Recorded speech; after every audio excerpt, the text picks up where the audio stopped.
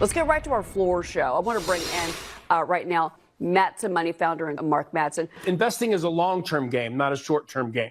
You could be anywhere doing a lot of different things, but you chose to be here. Some shows don't need a celebrity narrator to introduce the show, but this show does.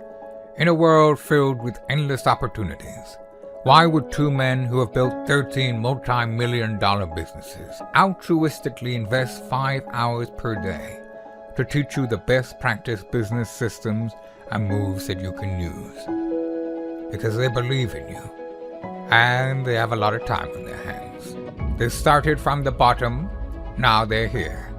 It's the Thrivetime show starring the former U.S. Small Business Administration's Entrepreneur of the Year, Clay Clark, and the entrepreneur trapped inside an optometrist's body, Dr. Robert Zillner. 2 men, 8 kids, co-created by 2 different women, 13 multi-million-dollar businesses. We started from the bottom, now we're here. We started from the bottom, and we'll show you how to get here. Started from the bottom, now we're here. We started from the bottom, now we're here. Started from the bottom, and now we're at the top, teaching you the systems to get what we got. Colton Dixon's on the hooks, I break down the books. The seeds bringing some wisdom and the good looks. As the father of 5, that's why I'm alive. So if you see my wife and kids, please tell them hi. It's the CNC up on your radio, and now 3, 2, 1, here we go. We started from the bottom, now we're here. We started from the bottom, and we'll show you how to get here. Started from the bottom, now we're here. We started from the bottom, now we're here. We started from the bottom, now we're here. We started from the bottom, and we'll show you how to get here. Well, folks, on today's show, we're interviewing the grandson of a coal miner. The grandson of a coal miner who now has an investment management group that manages, and I have my notes to my left here, it manages, I don't get the number wrong, they're managing over $10.6 billion worth of assets. So if you're watching today's show and you want to learn a little bit about coal mining, or a little bit about investing, or a little bit about success in America, you want to tune in. Now, without any further ado, it's my pleasure to introduce to you the man with a plan, the guest who's the best, Mark Matson. Welcome onto the Thrivetime show. How are you, sir? Thanks, Clay. I'm doing great. I'm looking forward to this. Okay, so I got to ask you, you're the grandson of a coal miner. Do tell. Yeah, so, I grew up until I was about 5 years old in Charleston, West Virginia. My grandfather was a coal miner. He was also worked in the chemical factories. Not a lot of options in Charleston, West Virginia, when you're in that kind of depressionary period of time. And my dad, they literally grew up in a shack by the railroad. It would be so cold in the winters, the rats would try to get in, and they have to cut the tops off of instant carnation milk cans to keep them from coming in. And so my dad grew up, and I, to a smaller extent I did too, with destitute poverty. But he always built into me this idea that we still lived in the greatest country in the world, and that the American dream was still alive if you were willing to work hard and serve enough people and create enough value for others. So as I got older and I built my company, and as you said, we have over 10 billion under management, 70 employees, 500 advisors, thousands of clients all over the country. I really want to share this idea of the American dream, how to be an entrepreneur, how to invest your money, and then how to create a family with freedom, fulfillment, and love, because it's not just about the money. So again, I mean, you are managing now $10.6 billion in assets, and I just want to obsess on this for a second. That's a lot of trust people have in you. So how did you go about building that trust? We talk on this show a lot about how, step 1, if you want to become a successful entrepreneur, is find a problem you can solve. Step 2, do it so well that people come back and tell their friends about you. How did you get started? What was your first, step into this world of financial investment that you're now in? Well, I was really lucky. I always looked up to my dad. He was always my hero. And when I was only about 5 years old, he started selling life insurance. And then after that, he started doing financial planning. And a lot of kids want to grow up and play baseball and football and be a fireman. I wanted to be an insurance guy and do financial planning for people. So I went to college. I got a degree in finance and a degree in accounting. Went to work as a financial planner at 21 years old. And by about my 5th year in the business, I discovered that it was one of the most disgusting, putrid, nasty. The investing business was just full of lies, full of con men, prognosticators and gurus. And I worked for a huge broker dealer at the time. And I knew that everything that they were telling us was just a bunch of garbage to make money. So at 27, I started my own company. I had two marketing tools. I had one that I still use today, a yellow pad. And then the other one I had was an overhead projector. I'm 27 years old, $30,000 in debt on 3 credit cards, no clients. And that's how I started off. My dad said, look, you can learn anything in life, but you got to go find the best people in the world at what you want to learn. So I went to the University of Chicago. I started talking to Eugene Fama, Nobel Prize winner, Harry Markowitz, Nobel Prize winner. I wanted to go out, get away from the broker-dealer community and go to academia, what they were saying about markets, what they were saying about building portfolios. And I found that it was dramatically different. So in the last 34 years, I've been on a mission to save people from gambling with their money. So I promise we'll get further into your new book. I want to really obsess, though, because I'm just myopically obsessed with this idea. How did you get your first 10 clients with the yellow notepad? And were you cold calling? Were you going door to door? Were you tricking people? You're saying the bar's that way, and that was secretly your office? Or how did you get those first 10 customers? Yeah, well, the first 10 were my own clients. So I had around 100 families that I was working with that I had tried stock picking, market timing, track record investing with the large brokerage firm I was with.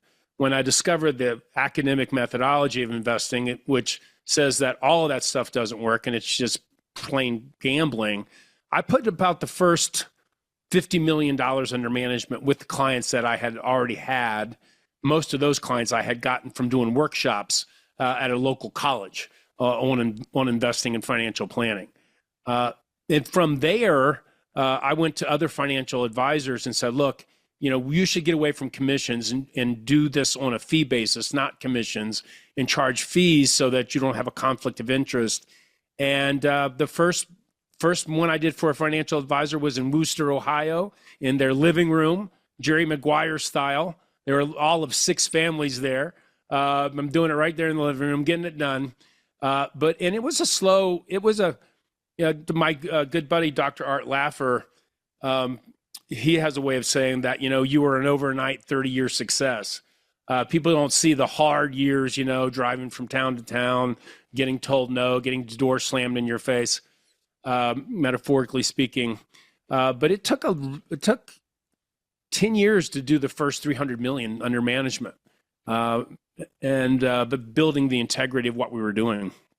Now, I'm going to pull this up. I think a lot of our listeners might not know what you just said or why it matters or that. But, Arthur Laffer, a.k.a. Art Laffer, is super respected. I mean, he first showed up under the Reagan administration and was known as being a key advisor under the Reagan administration. We talk about the abundance, the prosperity of the Reagan economy. If you're a Republican or a Democrat, it's undeniable that the Reagan economy boomed.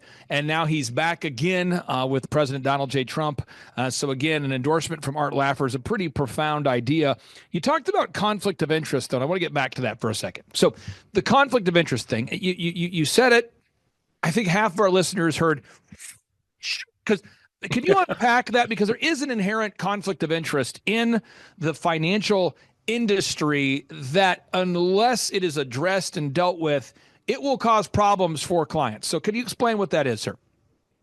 Clay, this is so important. And it's inside baseball, but it's critical for investors to understand. So a lot of people go to a broker for their financial advice. Now, they don't call themselves a broker. They call themselves a financial planner or a wealth manager, something of that nature. But many of them are just stockbrokers and insurance agents. And what they do is they work under a suitability standard. Well, what the heck does that mean? It means that they can sell you anything you're suitable to buy. It doesn't mean it's the best thing for you.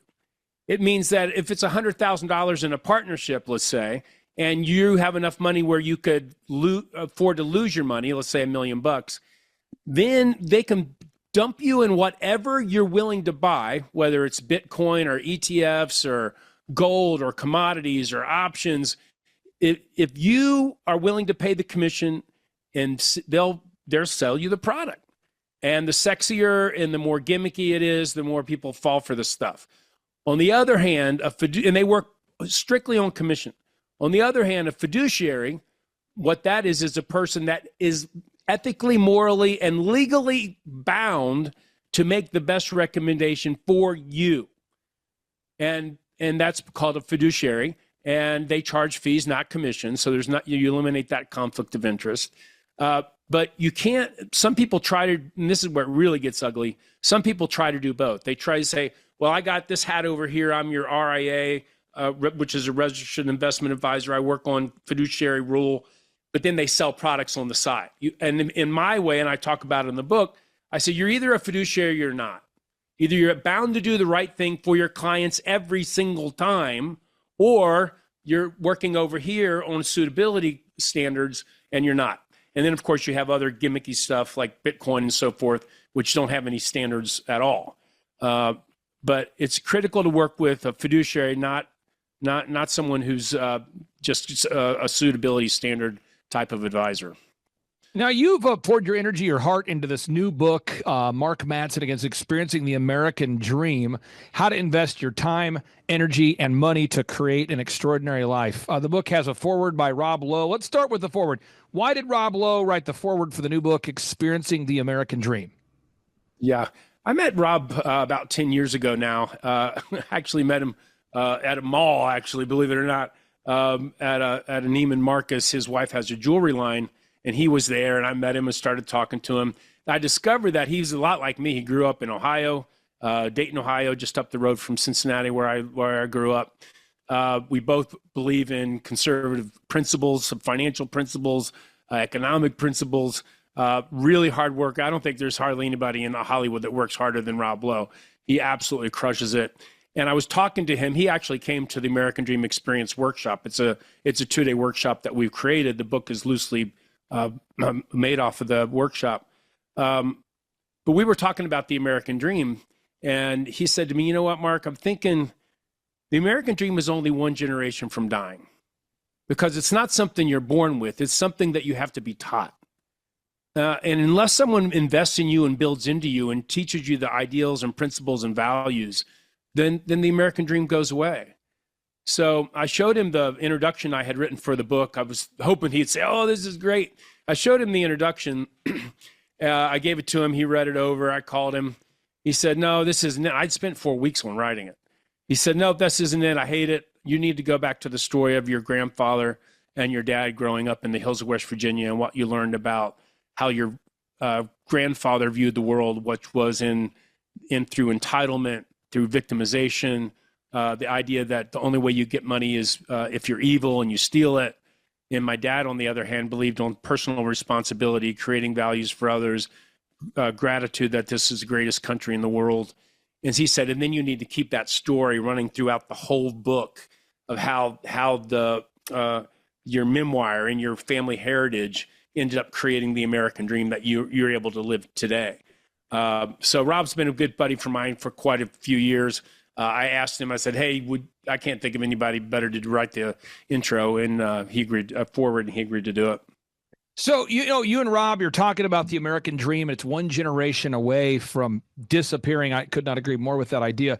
And so somebody's watching today's show. They're a business owner. They're a doctor. They're a dentist. They're a lawyer. They own a hardware store, some kind of automotive repair business of some kind. And they're going, hey, how do I take my idea and turn it into a multi-million-dollar business, or in your case, a multi-billion-dollar business? What kind of tips do you teach in your new book about how to turn your new idea into an actual big business? Yeah, one of the things my dad told me, he gave me a copy of Think and Grow Rich when I was 10 years old. I know, a weird thing to give a 10-year-old. He said, read this and read it every year of your life, because you can literally learn anything from a book. And I said, Dad, that doesn't make any sense. If you can learn anything from a book, number one, why don't people just think and get rich? He said, well, 2 reasons. Number one, most people are lazy. They won't read the book. Second problem is, even the ones that do read the book, they won't actually do what the book says, because they let the yeah, but get in their way. Yeah, but I'm different. Yeah, but it won't work for me. Yeah, but that's too hard. Yeah, but I'm going to have to take risk. Yeah, but I'm a victim and it's not possible in America, whatever it is. But they become a victim of their own dreams. What I talk about in the American Dream experience is one of the most powerful things you can do is create screens, and a screen is a way that you see the world that allows you to take actions that other people are unwilling to take. So my grandfather had the screen of anti-American Dream, that the only way you get money was to hurt people. The only way you get money is that you're a victim and that other people owe you money, that you're entitled for something that you didn't create. My dad created the screen for me that if you will stop focusing on making money and start focusing on helping more people, if you will start to find out what's important to them in their life and help them live their American dream, then you're going to automatically get yours by default. But what it's about is being appreciative. And if I didn't have the screen of the American dream, when an opportunity would come, like working with Rob Lowe or creating my own business or working with Nobel Prize winners, and one thing I wanted to talk to people trying to create their new business or to grow their existing business. With AI and quantum computing, in business school, they used to say, find a need that you can meet, that and identify a need that people have and meet it. I disagree with that. I think what you have to do is you have to use your imagination and your creativity to create something that no one else can possibly imagine, and then provide that to the world, even when they don't think they need it. That's what Walt Disney did. That's what Elon Musk did with Tesla. That's what all the great creators and innovators have done. They've created something people couldn't even imagine needing until they started using it. And then you have to put your team together. And in effect, a lot of the book is about becoming a leader. How do you help people connect with their true purpose in life, align their values with you, innovate and create in new ways? And the idea of an experience, having an experiential, like this audio right now, this podcast, you have to find something that cannot be created by AI and cannot be created by hooking AI up to quantum computing. And that's going to mean it's going to be a human to human type process where all the value is going to get created. Other than that, it's going to be robotics and it's going to be AI and it's going to be quantum computing. So there's a great opportunity for entrepreneurs, but it's going to have to elevate to, there's not going to be a computer coaching the team how to win the NFL championship, Super Bowl. It's not going to happen. That's a human behavior or process. So there's a lot of opportunities, but there's also a lot of threat today with the technology.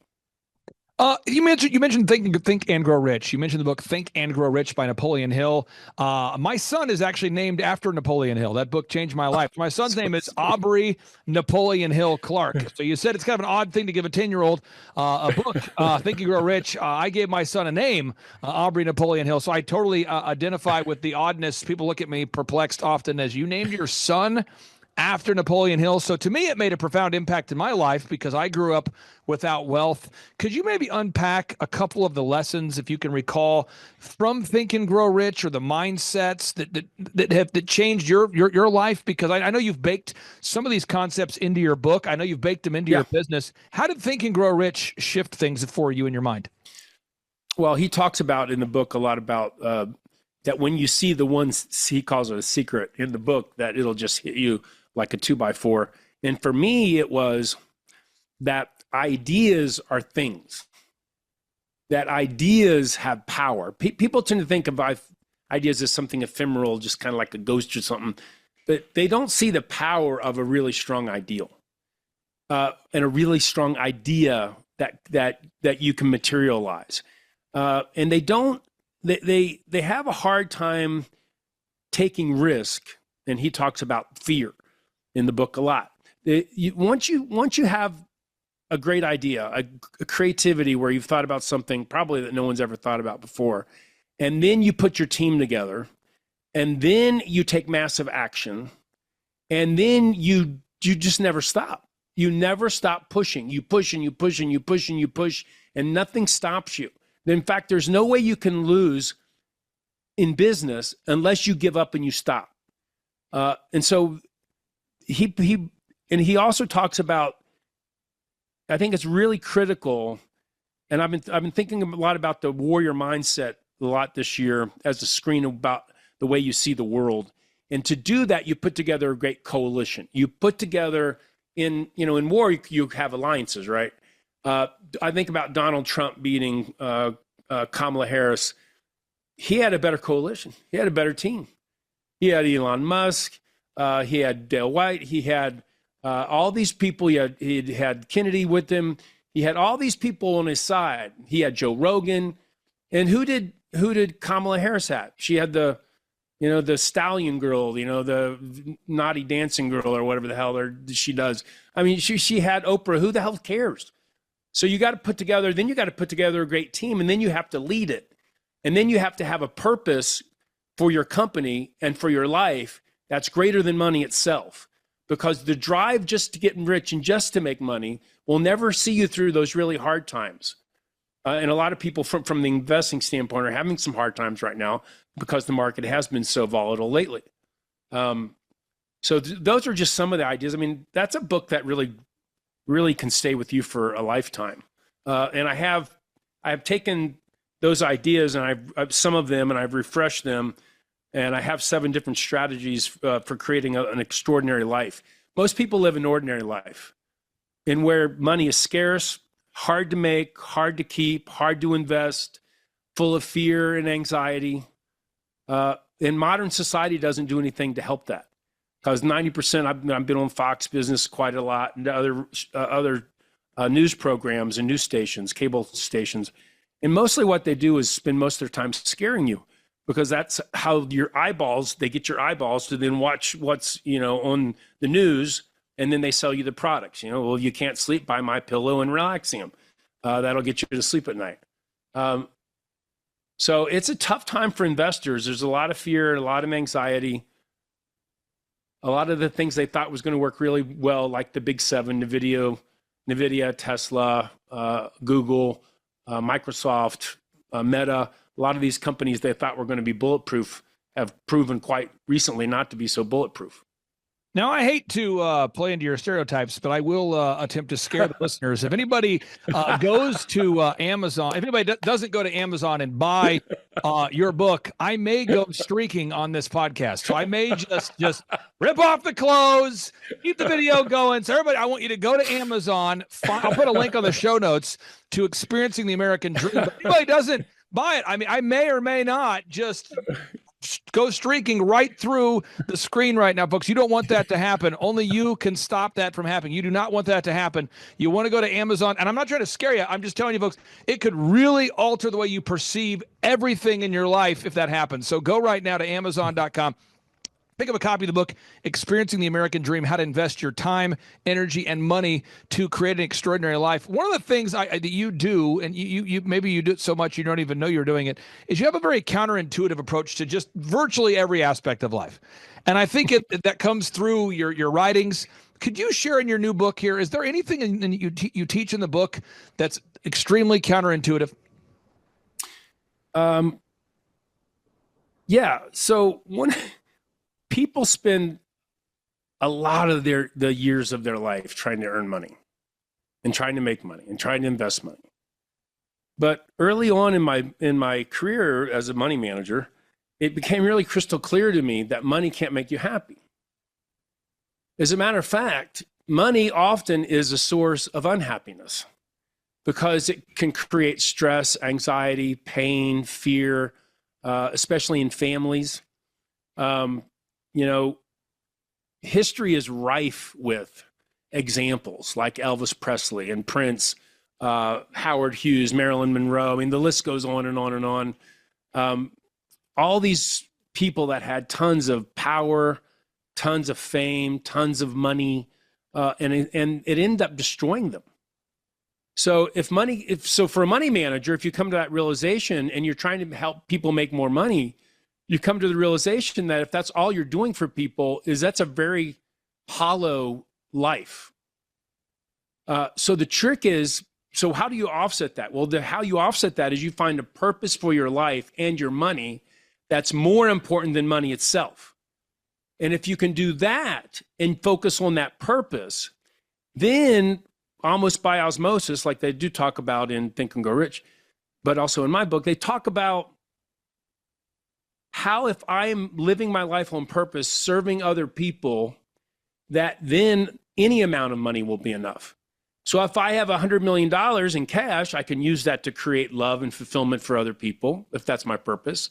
Or if I have virtually no money at all, I can visit a sick friend in the hospital and get a piece of paper and write a note and write a little letter, take it to them, hold their hand while they're sick, and I can actually express my purpose. And people that have figured that out, that purpose is more important than money, in the long run have more. And it's not just a frou-frou thing. People that have purpose live longer.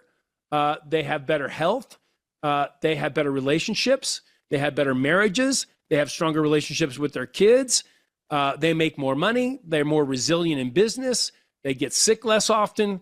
I mean, there's a whole science out there about brain science. And then the other thing that's counterintuitive is, in the book, I talk about how to build an academic scientific portfolio. But I also talk about, which is super critical, the parts of the human brain that will not allow you to actually follow the rules. Because our brains are not wired to follow the academic rules. They're wired, for example, for herding bias. If everybody's doing it, we want to feel like we're in the in crowd, we do it too. There's confirmation bias. If I get afraid and I think the market's going to crash and I turn on the TV and I see something that's negative, I'm going to panic and take my money out of the market.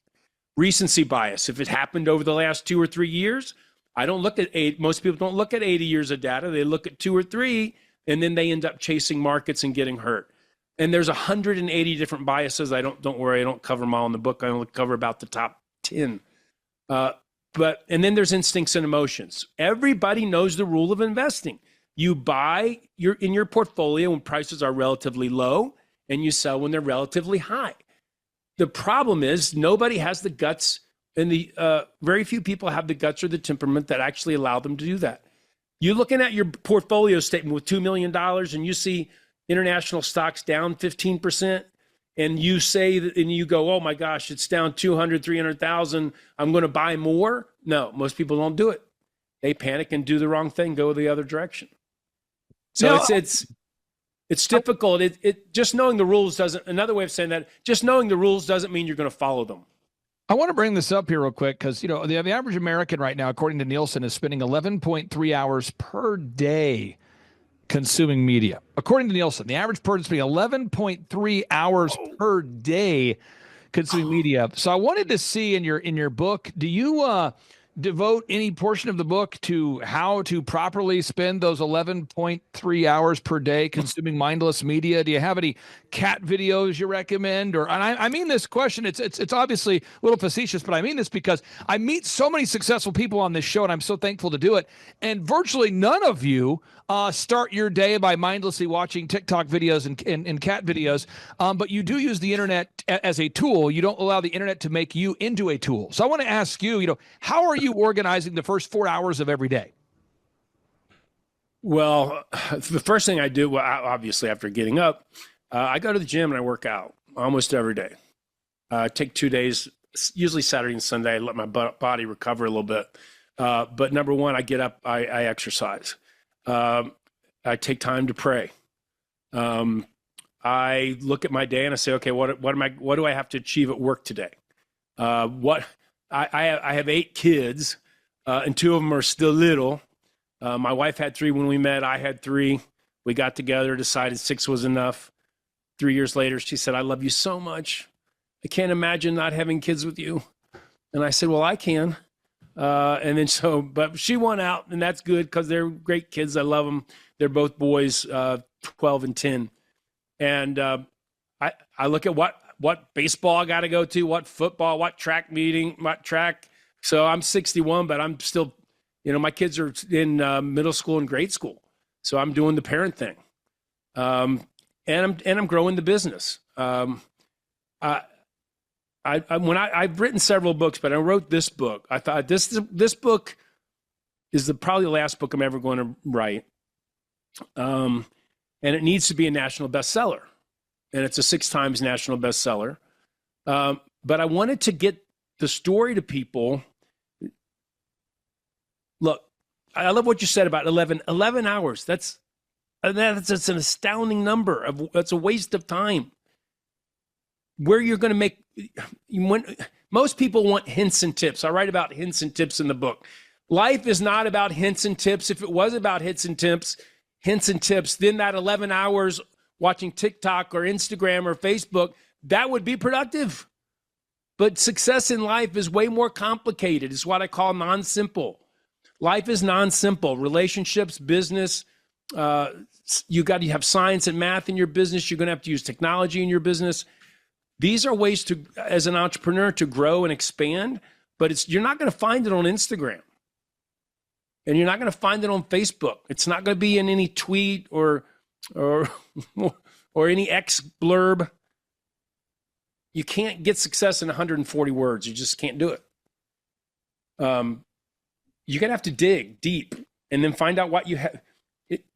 In my book, I talk about you determine the amount of wealth, to the extent you're going to look at wealth, and then you have to determine what you're going to provide to the world that's worth the amount of wealth that you want.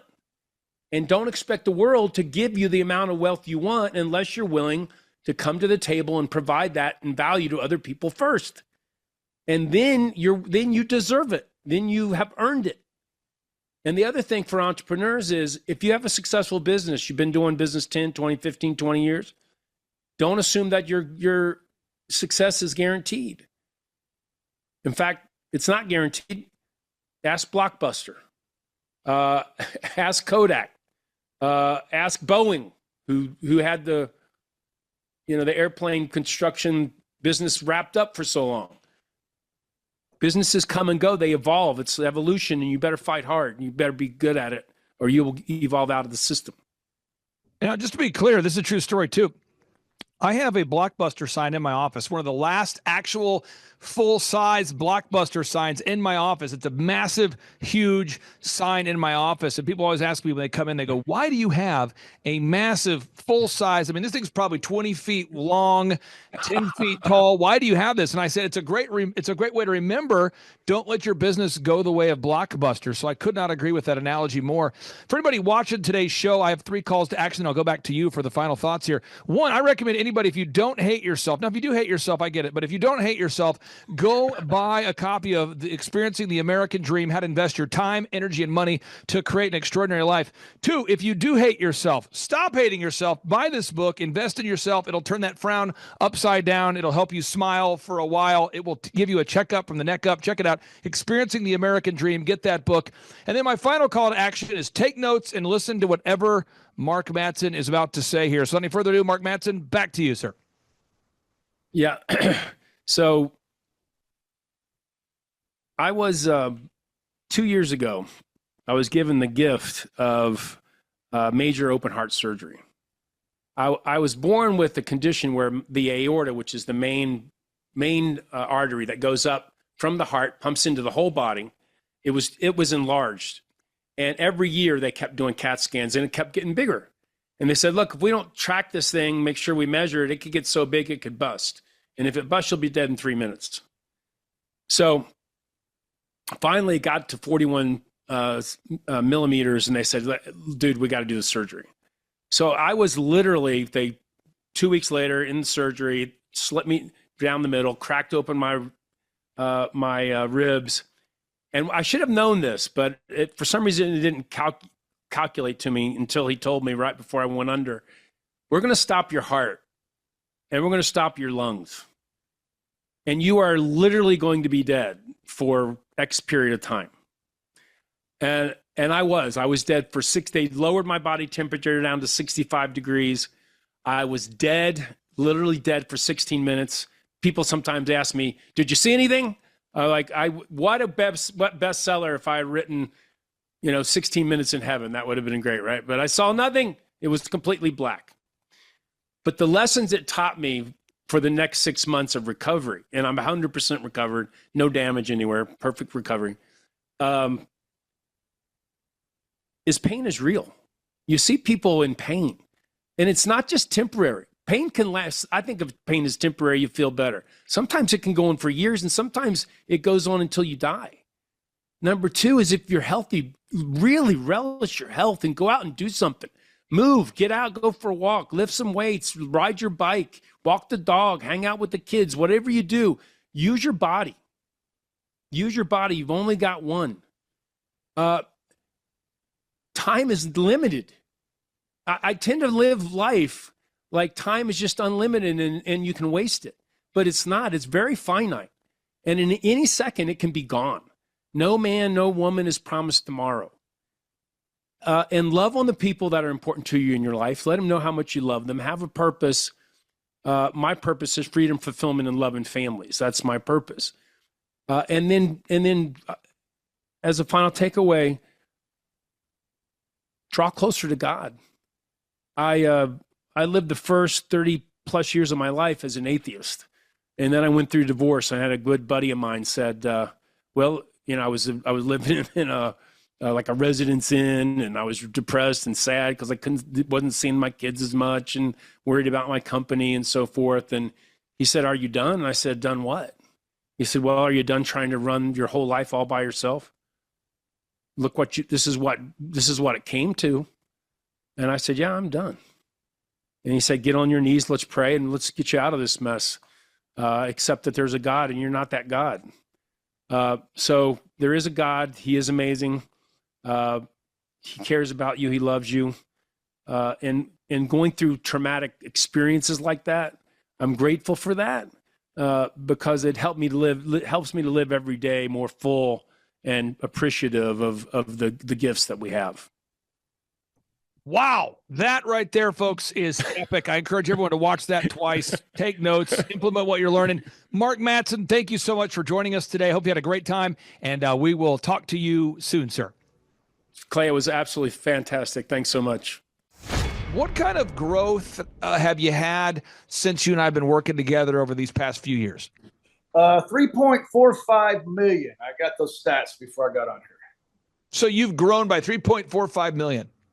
Yeah, 3,450,000. Would that be like if you took the combined revenue and maybe doubled it? Have we gone up by about almost 3, not quite. Could you talk about just maybe the impact it's made on you, knowing that, okay, I'm going to pay this guy this amount of money. I'm not going to get a random fee or a random charge, or he's not going to, go, oops, we had 2 calls, so it's more, or wow, we didn't meet this week, so it's less. Can you talk about just knowing in your mind that you got the graphic design, the photo, the video, the web, the search, the ads, all of that is a monthly thing? Yeah. Not too long ago, I looked at what the average percentage of sales was spent on marketing, and I'm like half of the bottom number is what spent on marketing. Obviously, my marketing's working because we're tracking it, right, and the sales growth. And as far as the SEO and like I've messed up and didn't send money to the hosting service and crashed my website. Clay had it back up in half a day. It's really great to have somebody call, just fixes it. I can do it. I do. You do it. You do. So it's very powerful to me to have somebody that no matter what's going on, no matter what crashes, you can take care of it. And I'm very convinced that it's a great bargain. I don't know how you do what you do as cheap as you do, but it actually is super economical for me.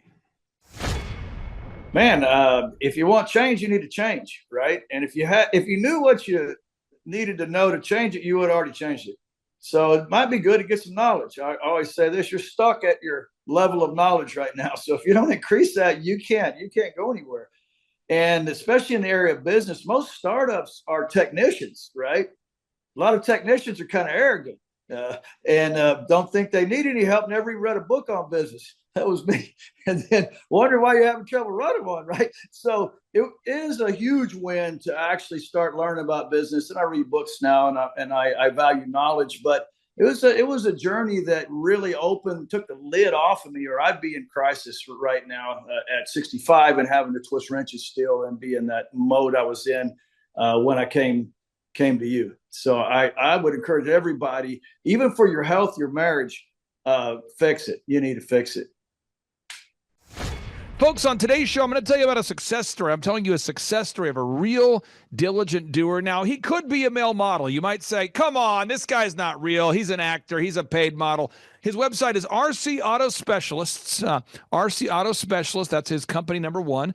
Company number two is thegaragebA.com. This is a automotive repair business. And over here, the Ford business is a diesel repair specialty shop. And again, he could be a male model. He could be an actor. He could be a rapper. He could be an AI-generated example of perfection. But he's Roy Cockshaw. He's in the flesh. Roy, welcome onto the Thrivetime Show. How are you, sir? I'm happy. Thanks for having me on, Clay. Well, I wanted to have you on the show because I have a client that I'm working with right now. Great guy. And this is not a passive-aggressive testimonial, but he's in the automotive space, and he's kind of going, yeah, but my industry is different. So let's start off with the success, and then we'll get into how we've done it together. What kind of growth have you since you and I have been working together over these past few years? 3.45 million. I got those stats before I got on here. So you've grown by 3.45 million. Yeah, 3,450,000. Would that be like if you took the combined revenue, maybe doubled it? Have we gone up by about almost three, not quite. Got it. So almost three times. Yes, 275% at least. Now, what happens with a lot of people, and this, I'm going to send this show right away to this particular guy, is Okay. A lot of times we have a bakery, a dentistry, a law firm, a product, and a lot of my clients will say, you know, it's different in my industry because I'm sure you see the same thing in your business. People bring in a car and they say, look, I don't need a diagnostic. I think what it is this. Look, I don't need you to look at my car. I think it's this. Could you maybe just talk about when you and I first met, what were you thinking, or what was kind of going through your mind as you were being introduced to me by some of your friends? Yeah, I was in a crisis situation on my second business. I was minus 250,000. Now, my first business went pretty good, but I was a mechanic trying to run a business. I wasn't a businessman, and that second one taught me a pretty good lesson. So a good friend of mine, Aaron Antis, recommended you, and so that's why I reached out to you. And when we and I first started working, I always tell people, they say, how do I grow a company? And I'm going to pull out my sheet, or at least how I look at it. I'm going to pull it up. I'm going to go to rumble.com. I'm going to pull up our recent business videos so people can see this. And if anybody out there, you want to follow along, go to any of my business shows. I always put the proven plan in those notes. So let me pull this up real quick. Yep. And I'm scrolling down, and here we go. So people say, what's the most important step I need to take to grow my business? I said, there's 14 steps, but let's go one by one.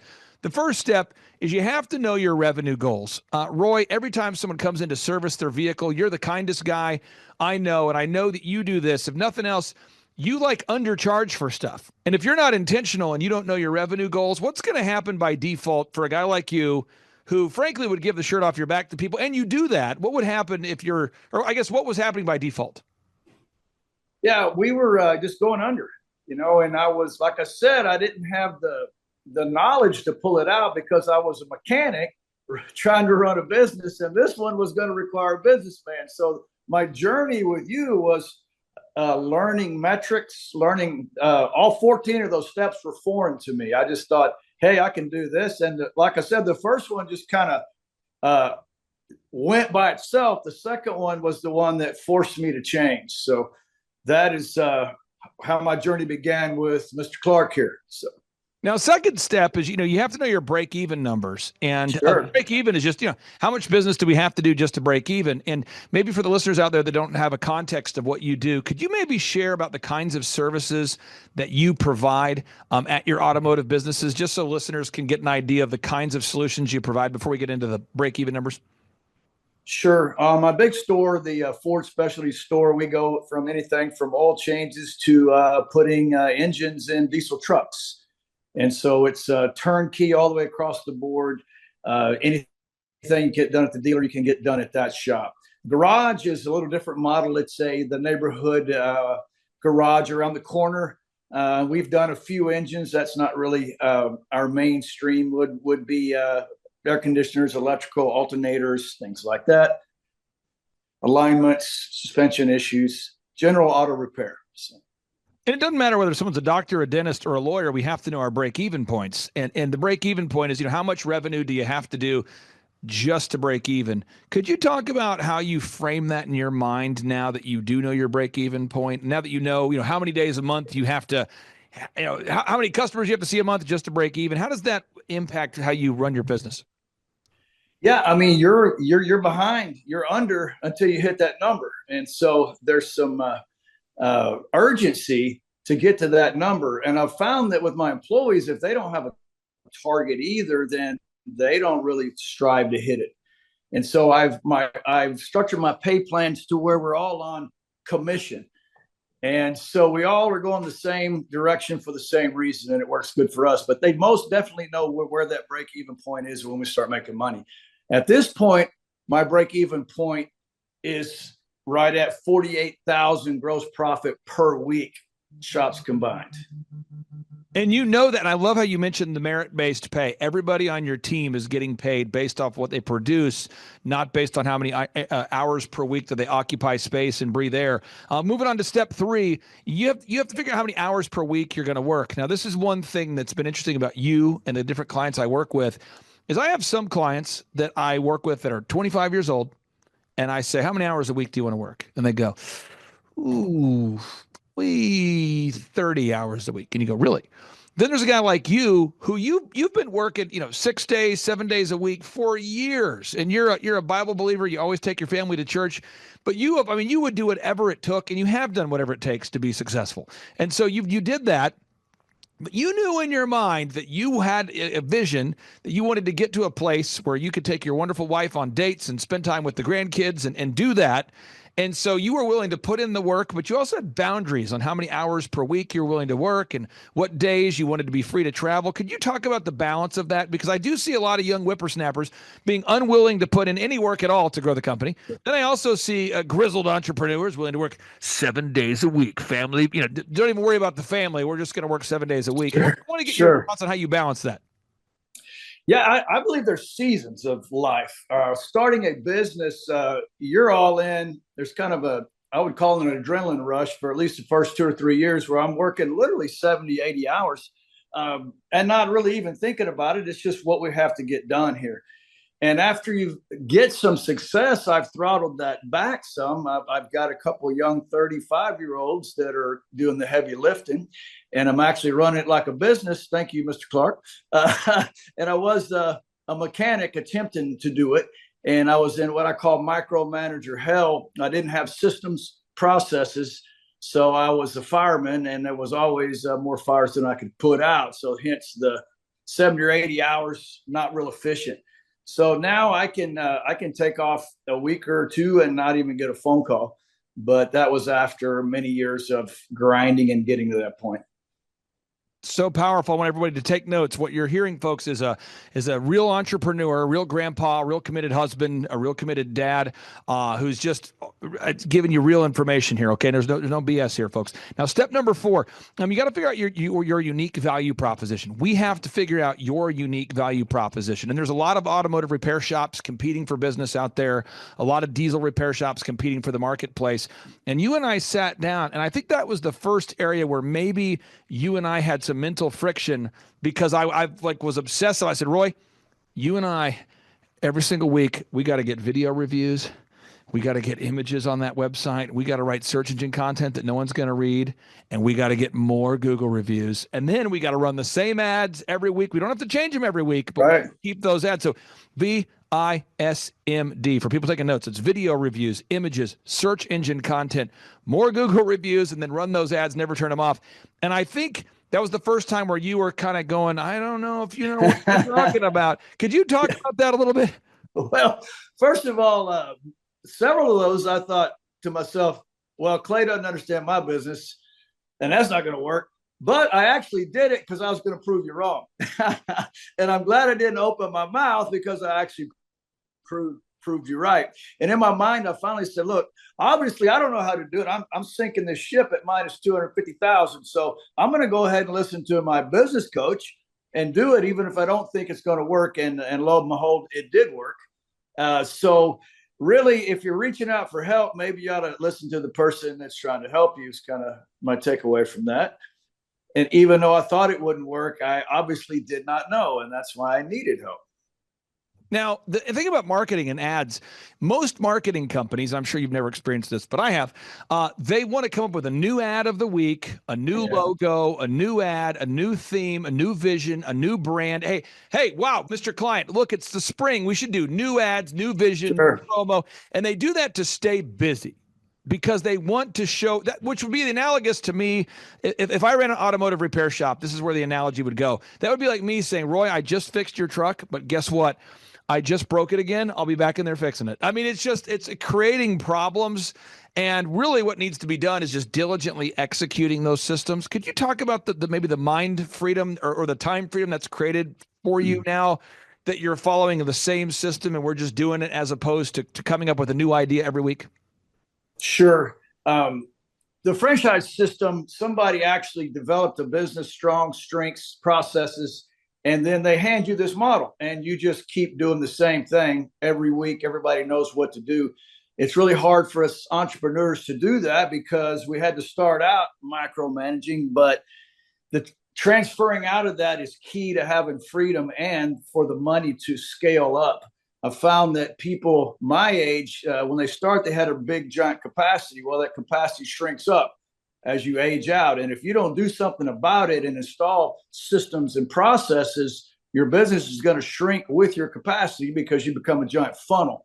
And so those processes, what we do weekly, monthly, day in, day out, we're getting reviews. We're constantly getting reviews. Those reviews drive customers 24/7, and they're my most important thing. And the website on the videos off gets me on the front page, obviously, and so we keep doing what it takes to stay on the front page. I've tried all kind of fancy marketing and I've wasted a ton of money, and I couldn't measure one customer that came in because of it. That's so powerful for somebody out there. Now, Roy, one thing is when you go into the garage, I'm going to pull it up on the screen here. When we go to the garage automotive repair shop and the RC Auto Specialists, you and your family, you guys have really taken a pride and ownership into running it in a way where it creates a nice atmosphere. It's a good place to do business. When you go there, you don't feel like you're going to a prison. A lot of automotive repair shops have a prison theme going on. Sure. You've worked really hard to create a nice atmosphere. And when you and I first started working together, we went in there, we kind of overhauled that lobby. We did some nice changes to the website. We updated the website so the website looked as good as the location. We did a lot of that. But now we're not in there, repainting the whole thing every 2 days. We're not coming up with a new theme every hour. I see these automotive repair people I work with, wonderful people, who feel the need to every week come up with a new theme, repaint the whole thing. They're constantly putting up different, they're doing different mailers. They're doing billboards. They're doing the billboards. They got there's local magazines. They're just doing a lot of work and they're not getting the results. Could you talk about just tracking the numbers and why that has helped you, just tracking the numbers? Yeah, you measure what's important to you, and the term metrics, I didn't know what that meant before I started working with you, but they're the key performance indicators. I liken them to gauges on a car or a scan tool. Like if I'm trying to fix a car and I don't have any metrics, any facts, it's going to be real hard. I may stumble across it if I threw enough parts at it, but it's a whole lot more effective if I can look at some data. That the metrics we track every week are the data. That's the measuring system. So I know if my marketing's working or not because I can track it in dollars every week. Super important. So we're moving on here, folks. Again, if you're taking notes at home, step number 1 is establish your revenue goal. Step number 2, know your break-even point. Step number 3, define how many hours per week you're willing to work. Step number 4, we have to define our unique value proposition. And what we focused on, just to be clear, with the garage and the diesel repair business was you were already doing a great job repairing cars, but we had to get documented evidence that was true, because everybody's competing for that dollar. So we had to gather objective video reviews, a lot of them. And by the way, hundreds of them, and not just 200 or 300, but 500 of them per company, per location. It's pretty powerful. Next is we had to establish a 3-legged marketing stool. So we had to think about who are the ideal and likely buyers and what's the most sustainable way for Roy as the business owner to reach them. Some of my clients love hopping on podcasts, and they like to be. One of my clients does RV. They sell RVs, and he loves being on commercials, and he loves being the face of the business, and he wants to do all that. Other business owners don't want to do that. So what we did is we created a 3-legged marketing stool that allowed Roy to implement it without needing to be on camera all day or without needing to post on social media every 2 minutes. Roy, could you talk about that for a second? Because there's so many marketing strategies that could work, but many of them require the owner to live on social media. Could you talk about why you and I together have not gone with, hey, let's make Roy the viral TikTok king in order to grow the business? Well, I'm happy. I'm thankful about that. It's really not my personality, but yeah, just doing a company that knows what works, i.e. Clay Clark's company. I don't know how many, you work at 600 companies. You've been doing it for what? How many years? 15 years? 20 years. 20 years. So after a while, maybe, just maybe, you know what you're doing, I think. So with the marketing, I call it the low-hanging fruit marketing, the stuff that actually works, best value. I can go on radio, but my ROI goes down significantly. So what we're doing right now, we track those numbers, and it's amazing how many new customers come in per week based on the same marketing we do week after week after week after week. Now, Roy, you know, I remember this like it was yesterday, and I'll let you share as much of it as you want. But every client we ever work with, well, I always say, I tell the business owner, I said, we need to install call recording. Oh, man. I had a fantastic conversation with the dentist this morning, and I say fantastic. It did not go well. And I was on the phone with Mr. Dentist. I said, Mr. Dentist, I know you're paying me to help you. I really want to help you. And he says, I just have pushback on the call recording. I said, well, why? He goes, because if I play the calls, it's going to create an awkward culture. And we found out that his daughter is the one answering the phones. And so I said, can we just go in and just listen to a couple? And they were rough. I mean, you know, and it was like, didn't want to know. So I said, do we have anybody you're not related to? He said, well, one more. We got a lady we know from church. We play the calls, and they were actually not in any way, shape, or form following the script. And she was trying to convince the patients that the dental practice was super busy and that they'd shut down for the day and that people should just call back. Wow. So around 3:00 every day, she's going, yeah, we're all booked out, but the doctor, he's all gone. But if you could just call back on Monday. And so she was trying to make the business conform to her schedule, which involved leaving early. Aaron Antis, who you referenced earlier, who referred me to you, Aaron found that people on the phone were using his phone line to poach customers. So he had people on his phone saying, thank you for calling Shaw Homes. How can I help you? And they would answer the phone, these salespeople, and they would refer the deals over to other home builders that were willing to pay more of a commission. I mean, when you started putting call recording in place, did you discover anything exciting?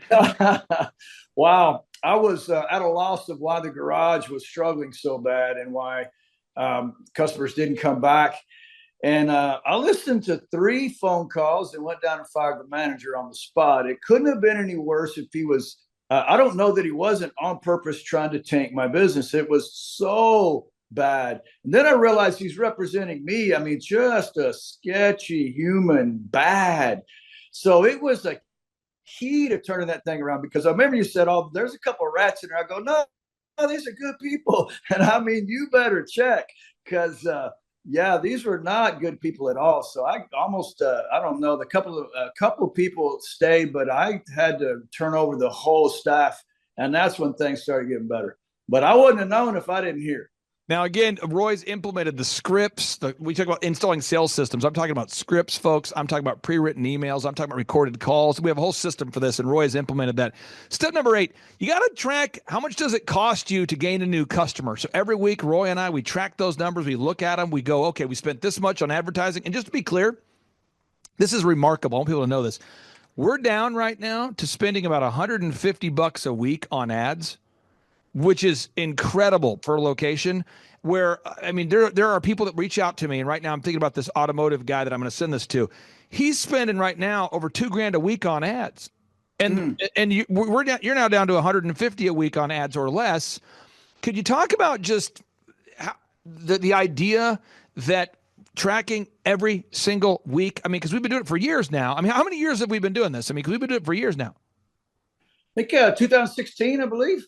Yeah. So we're We're like 9 9 years into it, and we're tracking, and you can see that number of that you were spending on ads is going down, down, Yeah.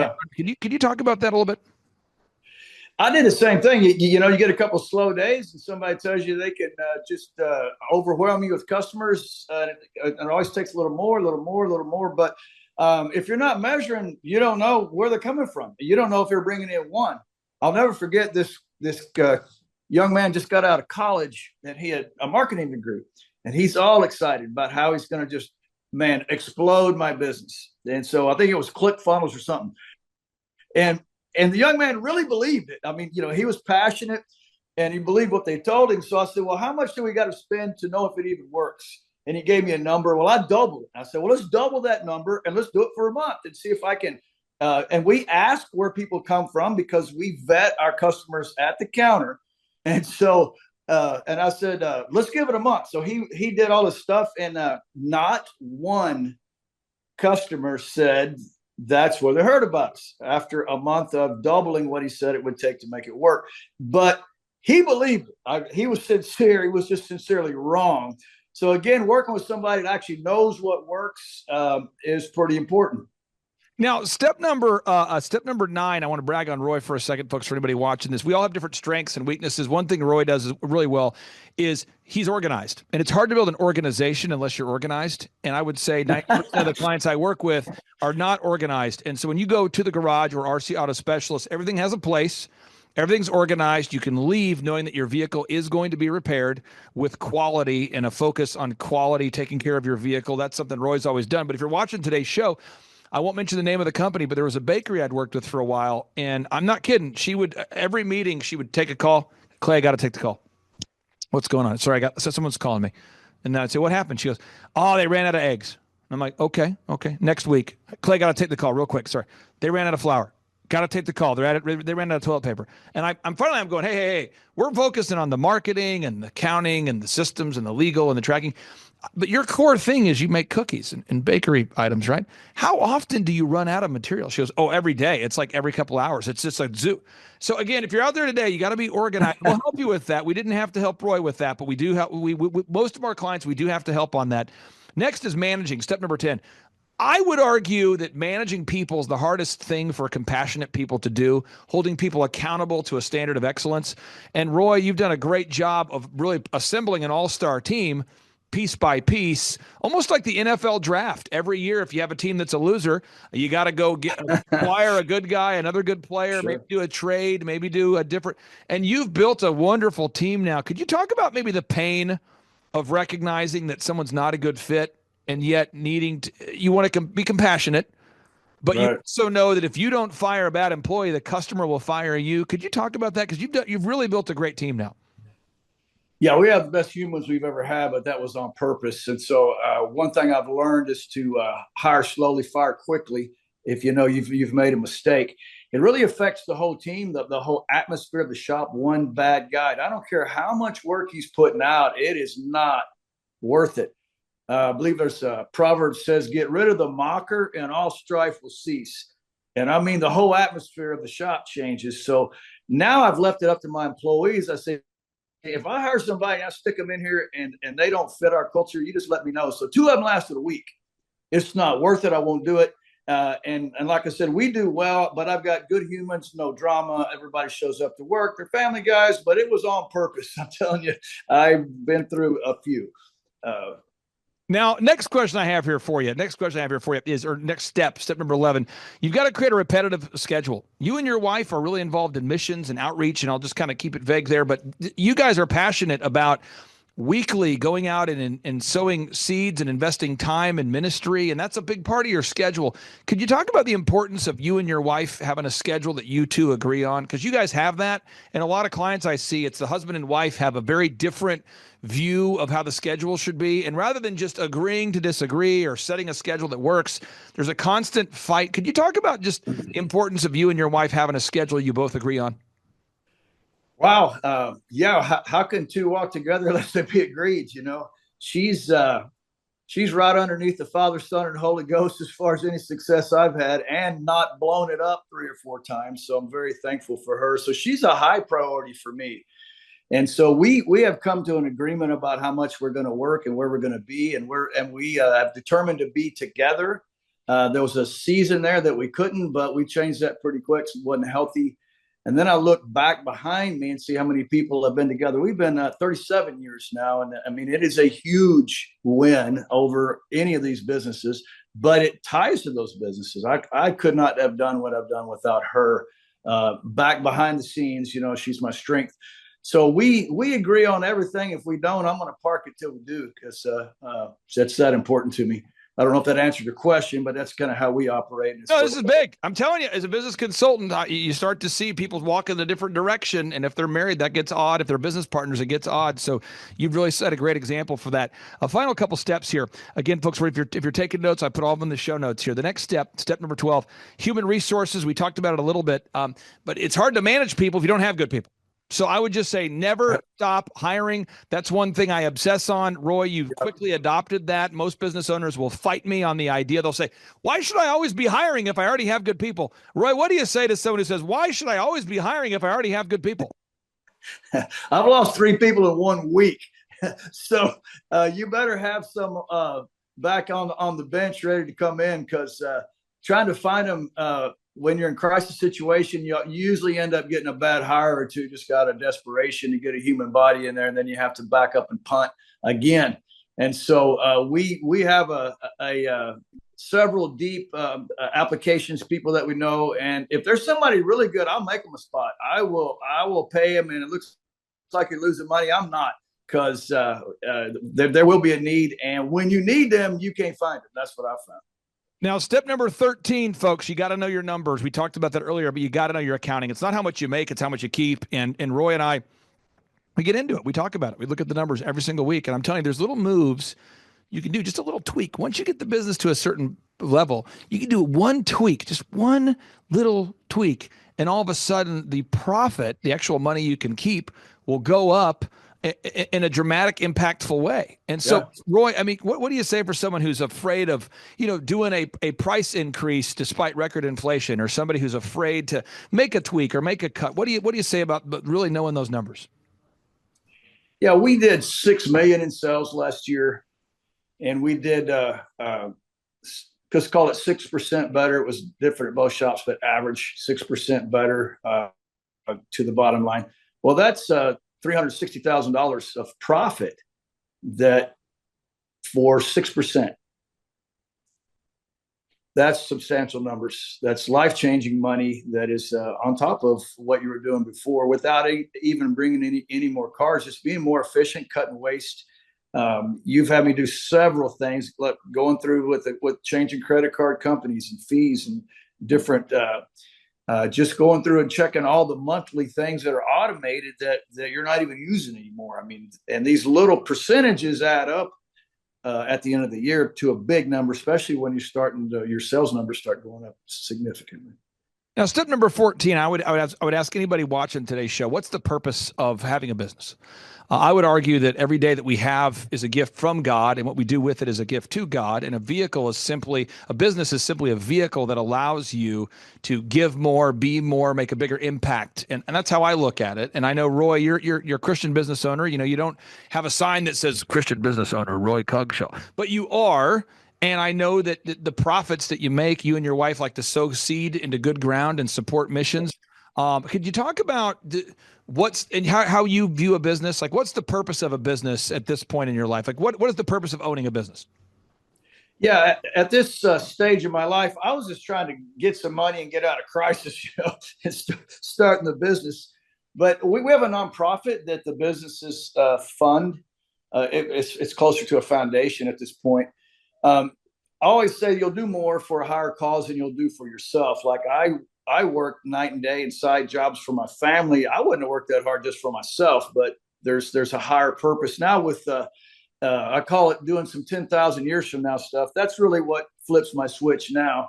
And I'm going to do a third, but I don't need any more money, but I want to be able to give some more money. Right. So that's going to require a third. Also have some really great humans that work for me, and they make really good money. They can work 5 days a week and enjoy their family. That's super important for me to have also. I actually enjoy being around these guys. So starting the third will give some room for movement, and everybody can move up and make more also. So that's what flips my switch, you know. Okay, my final two questions for you. Here we go. Okay, all right. You know, when you pay me, I pay. We deliver service for you. What I know is that you and I have a meeting every week, and at that meeting time, the purpose of that meeting is to make sure that we identify what needs to be discussed. We identify, we discuss, and we solve. What am I saying? We identify the biggest limiting factor, we discuss the best way to solve it, and then we solve it. So identify, discuss, solve. IDS. We do it every week. And so the meeting doesn't need to be 2 hours. It doesn't need to be 90 minutes. The purpose is to identify what needs to be discussed, discuss it, and then solve it. And for me, it's peaceful knowing that I'm working with 160 people that I actually care about, and knowing that they're going to go out there and take those profits and do great things with it. Could you talk about just maybe the impact it's made on you, knowing that, okay, I'm going to pay this guy this amount of money. I'm not going to get a random fee or a random charge, or he's not going to, go, oops, we had 2 calls, so it's more, or wow, we didn't meet this week, so it's less. Can you talk about just knowing in your mind that you got the graphic design, the photo, the video, the web, the search, the ads, all of that is a monthly thing? Yeah. Not too long ago, I looked at what the average percentage of sales was spent on marketing, and I'm like half of the bottom number is what spent on marketing. Obviously, my marketing's working because we're tracking it, right, and the sales growth. And as far as the SEO, and like I've messed up and didn't send money to the hosting service and crashed my website. Clay had it back up in half a day. It's really great to have somebody call, just fixes it. I can do it. I do. You do it. You do. So it's very powerful to me to have somebody that no matter what's going on, no matter what crashes, you can take care of it. And I'm very convinced that it's a great bargain. I don't know how you do what you do as cheap as you do, but it actually is super economical for me. Now, Roy, what do you say to anybody out there that's thinking about going to thrivetimeshow.com and scheduling a free 13-point assessment? They're thinking about coming to one of our conferences to see Tim Tebow.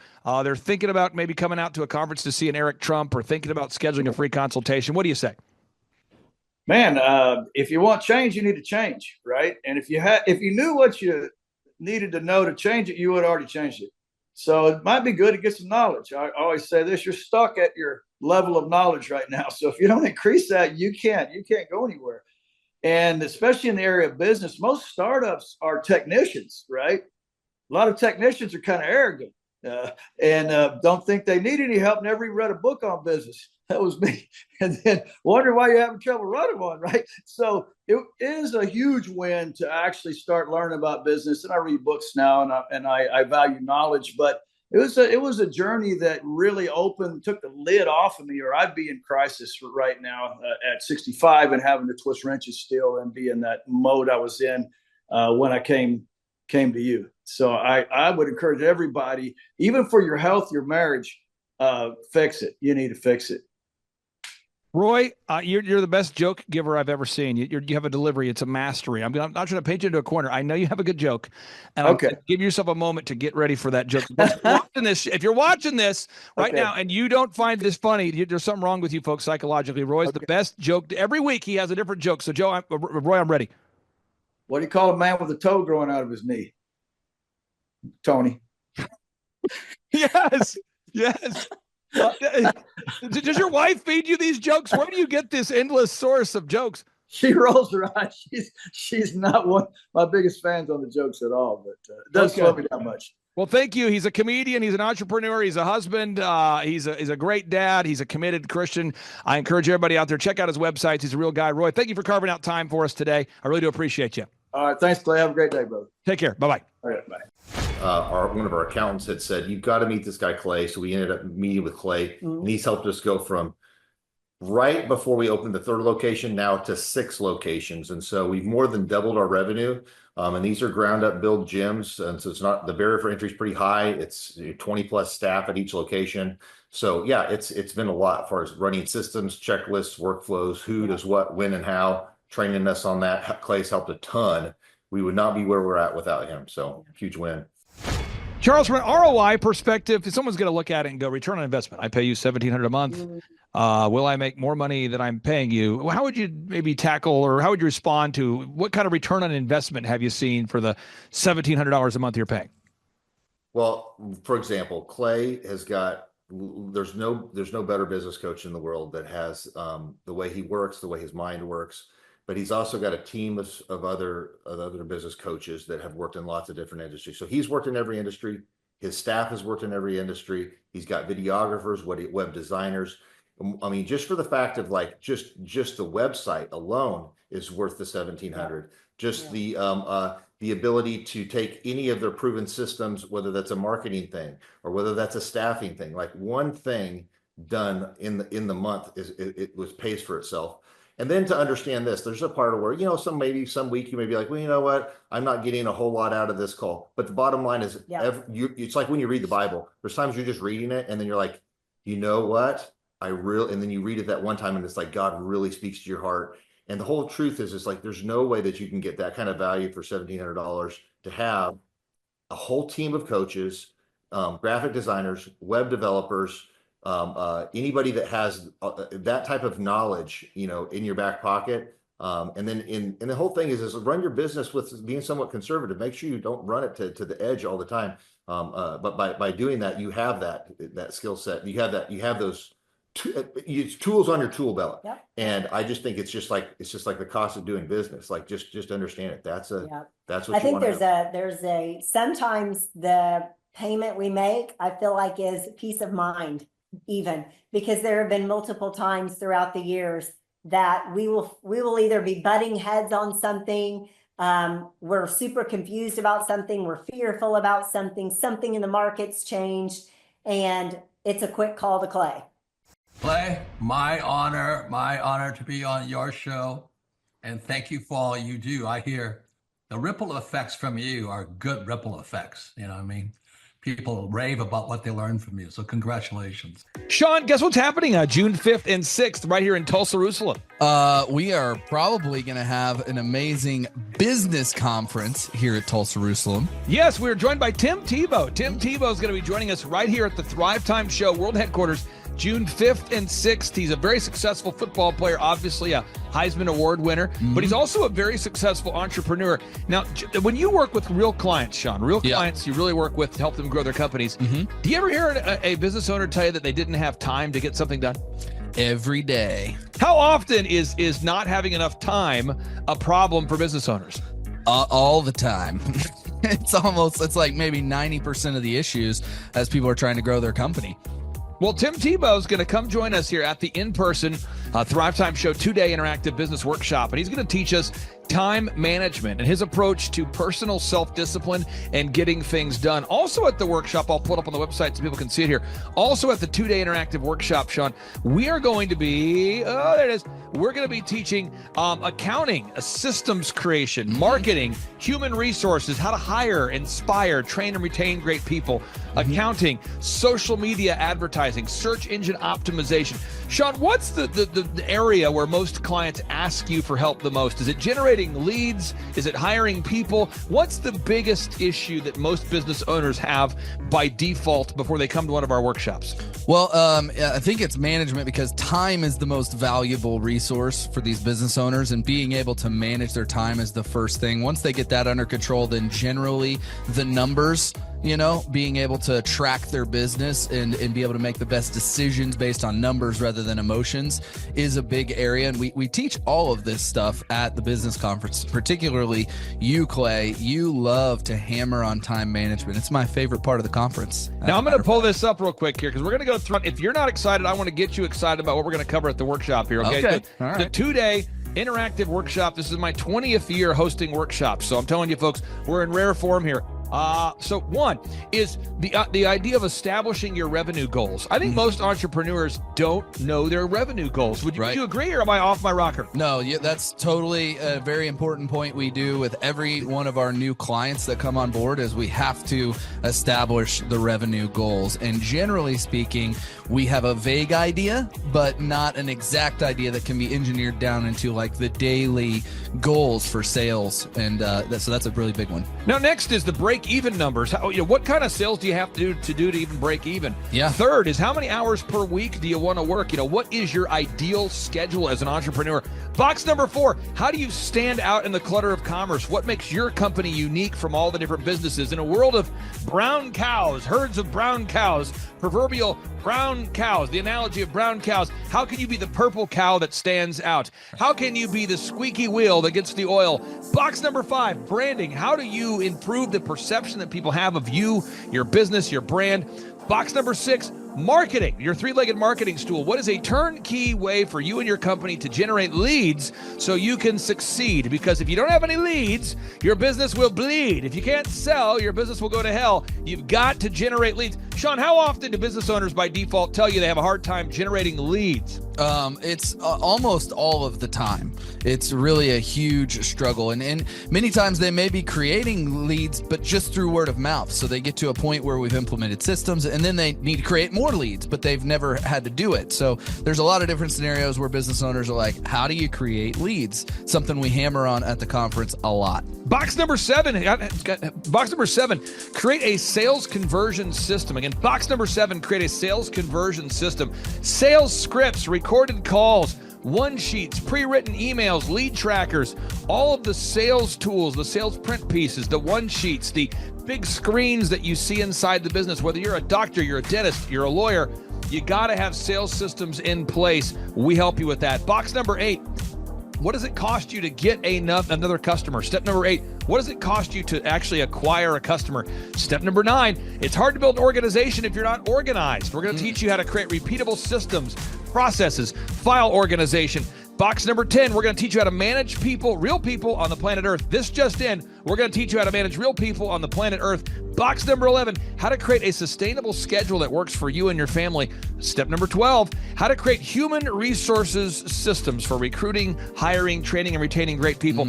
Box number 13, accounting. This just in, we have to cover accounting. It's not how much you make, it's how much you keep. We're going to cover all the accounting things you need to know. And step 14, finally, what is the point of even achieving success? We're going to go over what is the point of even achieving success, how to design a life that you're excited about, how to design a life where you carve out enough time for your faith, your family, your finance, your fitness, your friendship, your fun, and where you're going to spend your focused time. We're going to go through that, all this and more. Now, the workshop, Sean, it's June 5th and 6th. Yep. It's a 2-day interactive workshop. Yes. And tickets, we always do it. It's $250 or whatever price that someone can afford. Sean, why do we let people name their price? Why do we have scholarship tickets available if somebody can't afford the $250 general admission ticket? Well, we don't want anybody to miss out on it. You could be at a startup phase or you could be, way along in your business, but we want to make it accessible for everybody. I think it actually goes back to a story of your dad. And it goes all the way back to how you've always done this as a business coach, trying to make sure that, your average people out there have access to the things that work. Now, 7 a.m. to 5, Sean, why do we go from 7 to 5 both days? I mean, it's 10 hours a day.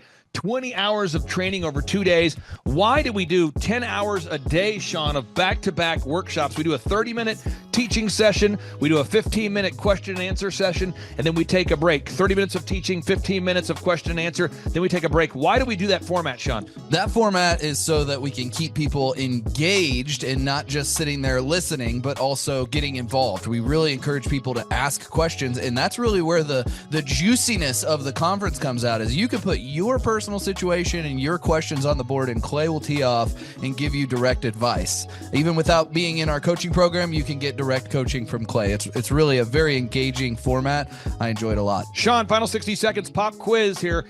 What date is the conference? June 5th and 6th, 2025, this year. Question number 2, who's our keynote speaker coming to the conference there, Sean? Tim Tebow is our keynote speaker. Sean, question number 3, how much does it cost to come to our in-person 2-day interactive business workshop right here in Tulsa, Oklahoma? I think it's, did you say it's $250 or whatever you can afford? That's right, $250 or whatever you can afford. Sean, how do you spell Eric Trump backwards? P-M-U-R-T-C-I-R-E.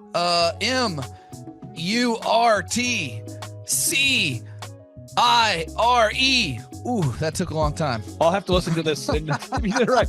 All right, again, that's Sean Lohman. I'm Clay Clark, inviting you to come join us at the in-person Thrivetime Show 2-day interactive workshop, June 5th and 6th, right here in Tulsa, Tulsa, Oklahoma. Sean, I really am. I'm excited to have this event. I'm excited to see you at the event, June 5th and 6th, right here in Tulsa, Oklahoma. Tim Tebow, baby. It's Tebow time in Tulsa, Jerusalem. You could be anywhere doing a lot of different things, but you chose to be here. Clay Clark is here somewhere. Where's my buddy Clay? Clay's the greatest. I met his goats today. I met his dogs. I met his chickens. I saw his compound. He's like the greatest guy. I ran from his goats, his chickens, his dogs. So this guy's like the greatest marketer you've ever seen, right? His entire life, Clay Clark, his entire life is marketing.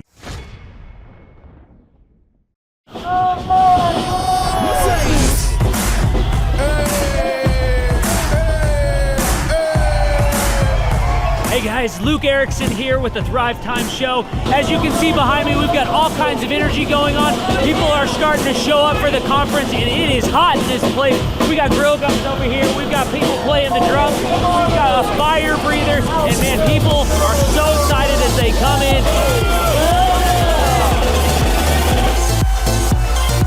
The conference is kicked off. This house is packed. We've got Eric Hansis with Sean Holmes up there. We've got Steve Currington with Total Lifting Concepts up there talking about what is possible when you just implement, when you do the proven system. It's so exciting. People are going crazy. Guys, Luke Erickson with the Thrivetime Show here with you. It is day 2 and the energy is high. People are so excited to be showing up. The team is ready. Come on, let's see what it's like to go on in for day 2. Follow me.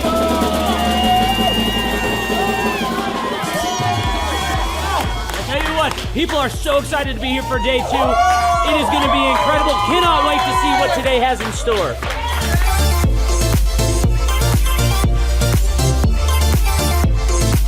Right now, here at the conference, we've broken into groups going over search engine optimization. And I know for most of us, myself included, if you hear that term, you go, what is that? What does that mean? That's too techie for me. Well, our experts are breaking it down for people so that you can clearly understand how to come up top in Google. It's doable. It's possible.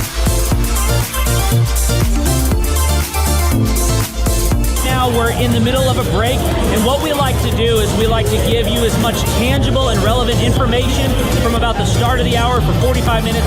Then we take approximately a 15-minute break to allow people to connect with other entrepreneurs around them, bathroom breaks, and also use this time to just really digest all of the good information that you're receiving the whole time.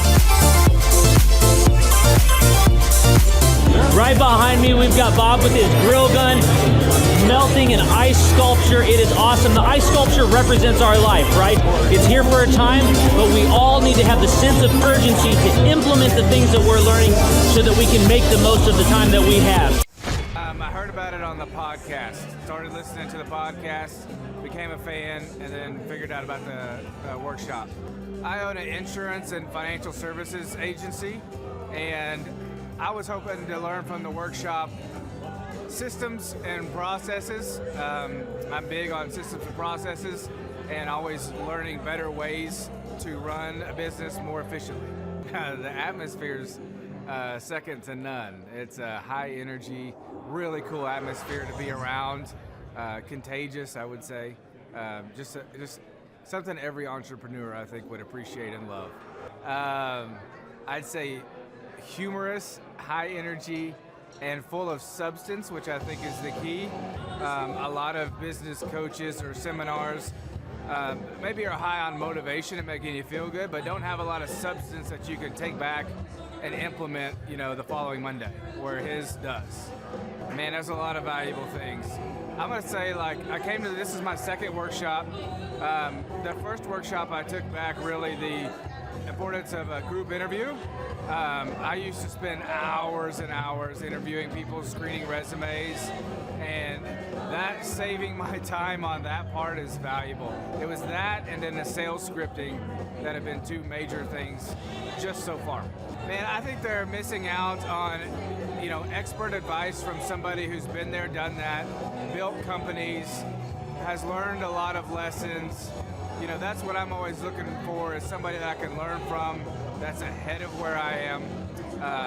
And I think if you choose not to come, you're missing out on a lot of good advice that could help your business. Hi, I'm Aaron Antis with Shaw Homes. I first heard about Clay through a mortgage lender here in town who had told me what a great job he had been doing for them, and I actually noticed he was driving a Lamborghini all of a sudden, so I was willing to listen. In my career, I've sold a little over $800 million in real estate. So honestly, I thought I kind of knew everything about marketing and homes. And then I met Clay, and my perception of what I knew and what I could do definitely changed. After doing $800 million in sales over a 15-year career, I really thought I knew what I was doing. I've been managing a large team of salespeople for the last 10 years here with Shaw Homes. And I mean, we've been a company that's been in business for 35 years. We've become one of the largest builders in the Tulsa area, and that was without Clay. So when I came to know Clay, I really thought, man, there's not much more I need to know, but I'm willing to listen. The interesting thing is our internet leads from our website has actually, in a 4-month period of time, has gone from somewhere around 10 to 15 leads in a month to 180 internet leads in a month. Just from the few things that he's shown us how to implement that I honestly probably never would have come up with on my own. So I got a lot of good things to say about the system that Clay put in place with us. And it's just been an incredible experience. I am very glad that we met and had the opportunity to work with Clay. So the interaction with the team and with Clay on a weekly basis is honestly very enlightening. One of the things that I love about Clay's perspective on things is that he doesn't come from my industry. He's not somebody who's in the home building industry. I've listened to all the experts in my field. Our company has paid for me to go to seminars, international builders shows, all kinds of places where I've had the opportunity to learn from the experts in my industry. But the thing that I found working with Clay is that he comes from such a broad spectrum of working with so many different types of businesses that he has a perspective that's difficult for me to gain because I get so entrenched in what I do, I'm not paying attention to what other leading industry experts are doing. And Clay really brings that perspective for me. It is very valuable time every week when I get that hour with him. From my perspective, the reason that any business owner who's thinking about hooking up with Thrive needs to definitely consider it is because the results that we've gotten in a very short period of time are honestly monumental. It has really exceeded my wildest expectation of what he might be able to do. I came in skeptical because I'm very pragmatic, and as I've gone through the process over just a few months, I've realized it's probably one of the best moves we've ever made. I think a lot of people probably feel like they don't need a business or marketing consultant because they maybe are a little bit prideful and like to think they know everything. I know that's how I felt coming in. I mean, we're a big company that's definitely one of the largest in town. And so we kind of felt like we knew what we were doing. And I think for a lot of people, they let their ego get in the way of listening to somebody that might have a better or different perspective than theirs. I would just really encourage you, if you're thinking about working with Clay, I mean, the thing is, it's month to month. Go give it a try and see what happens. I think in the 35-year history of Shaw Homes, this is probably the best thing that's happened to us. And I know if you give them a shot, I think you'll feel the same way. I know for me, the thing I would have missed out on if I didn't work with Clay is I would have missed out on literally an 1,800% increase in our internet leads. Going from 10 a month to 180 a month, that would have been a huge financial decision to just decide not to give it a shot. I would absolutely recommend Clay Clark to anybody who's thinking about working with somebody in marketing. I would skip over anybody else you were thinking about and I would go straight to Clay and his team. I guarantee you're not going to regret it, because we sure haven't. My name is Danielle Sprick, and I am the founder of D Sprick Realty Group here in Tulsa, Oklahoma. After being a stay-at-home mom for 12 years and my 3 kids started school and they were in school full-time, I was at a crossroads and trying to decide what do I want to do? My degree and my background is in education, but after being a mom and staying home and all of that, I just didn't have a passion for it like I once did. My husband suggested real estate. He's a home builder, so real estate and home building go hand in hand, and we just rolled with it. I love people, I love working with people, I love building relationships, but one thing that was really difficult for me was the business side of things. The processes and the advertising and marketing. I knew that I did not have what I needed to make that what it should be. So I reached out to Clay at that time, and he and his team have been extremely instrumental in helping us build our brand, help market our business, our agents, the homes that we represent. Everything that we do is a direct line from Clay and his team and all that they've done for us. We launched our brokerage, our real estate brokerage, 8 months ago. And in that time, we've gone from myself and one other agent to just this week, we signed on our 16th agent. We have been blessed with the fact that we right now have just over 10 million in pending transactions. 3 years ago, I never would have even imagined that I would be in this role that I'm in today, building a business, having 16 agents. But I have to give credit where credit's due, and Clay and his team and the business coaching that they've offered us has been huge. It's been instrumental in what we're doing. Don't ever limit your vision. When you dream big, big things happen. I started a business because I couldn't work for anyone else. I do things my way. I do what I think is in the best interest of the patient. I don't answer to insurance companies. I don't answer to large corporate organizations. I answer to my patient, and that's it. My thought when I opened my clinic was I can do this all myself. I don't need additional outside help in many ways. I went to medical school. I can figure this out. But it was a very, very steep learning curve. Within the first 6 months of opening my clinic, I had a $63,000 embezzlement. I lost multiple employees. Clay helped us weather the storm of some of the things that are just a lot of people experience, especially in the medical world. He was instrumental in helping with the specific written business plan. He's been instrumental in hiring good quality employees, using the processes that he outlines for getting in good talent, which is extremely difficult. He helped me in securing the business loans. He helped me with web development and search engine optimization. We've been able to really keep a steady stream of clients coming in because they found us on the web. With everything that I encountered, everything that I experienced, I quickly learned it is worth every penny to have someone in your team that can walk you through and even avoid some of the pitfalls that are almost invariable in starting your own business. I'm Dr. Chad Edwards, and I own Revolution Health and Wellness Clinic. Clay, my honor to be on your show, and thank you for all you do. I hear the ripple effects from you are good ripple effects. You know what I mean?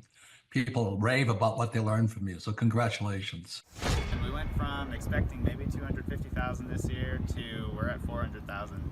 Hi, I'm Kelsey with K&D's Woodward Finishing. I'm business owner at 23. So I've been working this K&D's company for about 5 years now, and we started working with Thrive not too long ago. And we went from expecting maybe 250,000 this year to we're at 400,000. That's what we're going to hit or exceed. So we're pretty excited about that. It's been pretty much just listening to what they have to say. Their hiring process has just really been incredible as far as finding good quality help, and the just the accountability of meeting up with them weekly and like such good insight, the resources that they have for specific business questions. It's all been really incredible. It's been a great experience, so I would recommend it to anybody. What I've seen from Clay and his group at Thrive is they'll give you a simple system, and it's the simple systems are the ones that people can wrap their brain around. They're the ones that people can work with on a day-to-day basis. Hi there, my name is Stephanie Pipkin. I am 24 years old and I own Black River Falls Cleaning Services. We opened in April of 2019 and it is now mid-June of 2020. So I wanted to talk today about the success and growth I have achieved by implementing the Proven Path with Clay Clark's team and my business coach Luke from Thrivetime. It has been insane to say the least. I started working with them in mid-February of this year, so we're about 4 months in of working together, and it has completely transformed my business in pretty much every facet. So I'm gonna check my notes here. So in 4 months, my leads have tripled. I was getting probably like 2 leads a week. Now I'm getting more in the like 10 to 15 leads a week. I have doubled my number of employees. I'm now hitting the highest revenue weeks in the history of the company, week to week it seems like. We went from about 6 appointments today as our highest in February to now 14 to 15 appointments a day. And hiring quality employees has become much simpler and less stressful by using their systems for hiring. I typically only get maybe 2 complaints a month, if that, and everybody shows up to work. I just have really high quality employees now, especially in something people typically consider a high turnover type of work, you know, cleaning houses, cleaning businesses. I have amazing employees now, and I get rid of the ones who are not so amazing and bring on new ones because of, you know, group interviews and interviewing every single week. It's just been great, and such I don't waste as much time on low quality candidates anymore. And your coach will hold you accountable. I mean, which I love. Again, the tough love is really great. You know, Luke's like a stern father figure, but he's also nice, but also stern when he needs to be, when I'm being lazy and not doing the things that I know I need to do because I don't want to do them. So that's just great. Worth every penny. I mean, I'd pay him $1 million a month if I can, and maybe someday I'll be able to, but I would just say go for it. If it seems like a good fit, just go for it. Do what they say, even if you think it's stupid or ridiculous, just do what they say because it'll work. You know, people, when they look at my business, you know, people in my town, they think I'm lucky. They think I'm just, you know, things just happen for me. And, you know, maybe I am lucky, but it has a lot to do with hard work and, you know, perseverance and, you know, working till you cry sometimes. That's just being an entrepreneur, which if you're a business owner, you understand that. But it's having these systems in place of, you know, of course I'm going to be successful. It's an absolute because I have all this stuff in the background happening, and I have Luke and Clay and everybody on their team working really hard to make sure that I'm a success. And I can tell that they are just so excited every single week when I'm having all these wins and things like that. They're so excited for me. So it's the best thing ever, and I would suggest to anybody to work with them. So sorry for the long-winded reply, but I just had so much to say, and I could go on for hours probably about how amazing they are. But thank you to Clay and Luke and the entire team there, everything you guys have done for me, and I am so excited to continue to work with you for years to come. Thanks so much for watching. My saying is, if it's important to you, hire a coach. And I think that's one of the reasons people are not successful is they eat a cheeseburger instead of hiring a coach, you know what I mean? And so my coach pushes me. They're younger than me. They push harder. They're trained. And as my rich dad always said, you know, amateurs don't have a coach, but professionals always have coaches. So I've always had coaches for whatever is important. And, you know, my rich dad was one of those persons. You're on it, man. You're on it. You're on it. Everybody listen to this guy. He knows what he's talking about. Mm-hmm. You have the macro picture. Very few people have that point of view. Clay, you're an entrepreneur. I'm an entrepreneur. And as they say in Stoic, the obstacle is the way. And so if you let these pinheads get in your way, you're in trouble.